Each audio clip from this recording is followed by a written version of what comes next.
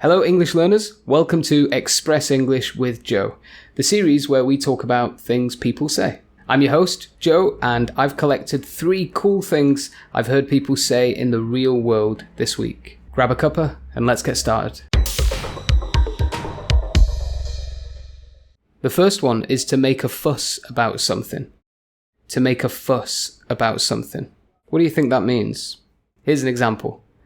She made a fuss about the missing keys, turning the whole house upside down just to find them. So what does it mean to make a fuss about something? To make a fuss about something means to get very upset or very excited, often making a lot of noise or drawing a lot of attention. Here's another example. Don't make a fuss about the small things in life. Just live for today. The word fuss comes from around the beginning of the 18th century, in about 1701. Its original meaning, fuss, was trifling bustle, and it has a few theories as to its origin. Some say it comes from the word force. Others say it could be onomatopoeia, a word that sounds like a sound, like sputtering or bubbling.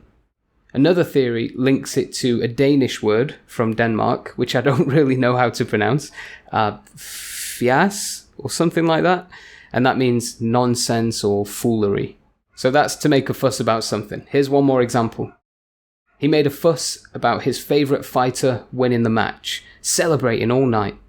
The next one, I heard this on a podcast, and I thought it would be good to include. The late, great someone. Here's an example.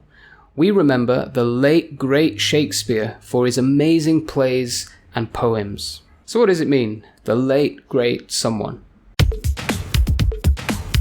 So it refers to someone who's no longer alive, someone who's dead, but someone that we remember for their achievements or someone that's highly regarded. Here's another example.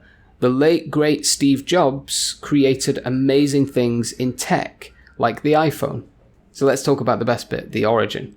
The word late comes from Old English, Proto-Germanic, and Old Norse, meaning slow and sluggish. In around the 15th century, it started being used to refer to people as being dead. One more example, one that's pretty close to my heart. Thanks to the late, great Chester Bennington, I'm still a fan of nu metal. Okay, the last one. I also heard this on a podcast. I say podcast, it's more like a radio show that's then recorded and released as a podcast. It's Greg James, the BBC morning breakfast all day show or something like that. I get a lot of these from podcasts, from real conversations and things like that. The next one is out of left field. Let's look at an example. I wasn't expecting her to bring up quitting her job. That was a bit out of left field. What do you think that means? To be out of left field. So out of left field means surprising or unexpected. Here's another example. His suggestion to go camping this weekend really came out of left field. I thought he hated camping. Let's talk about the origin. So this one's cool. It comes from baseball. I'm not a big fan of baseball myself, but I like when things have a solid origin that we can, take a look at and investigate. So yeah, it comes from baseball, and the left field, or the left part of the baseball field, is an area where not much happens.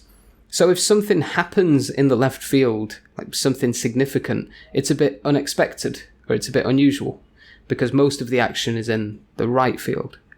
One more example. My boss's decision to give me a promotion came out of left field, but I'll take it. So what did you learn? Number 1. To make a fuss about something. Number 2, the late, great someone. And number 3, out of left field, or to come out of left field. Do you want private English lessons with me? Fill out the form in the description. If you're watching on YouTube, why not like the video, subscribe to the channel for more, and most importantly, make a comment using one of the things you learned today. I'll reply. Podcast listeners, hit follow for more. This was Express English with me, Joe. See you in the next one. Cheers.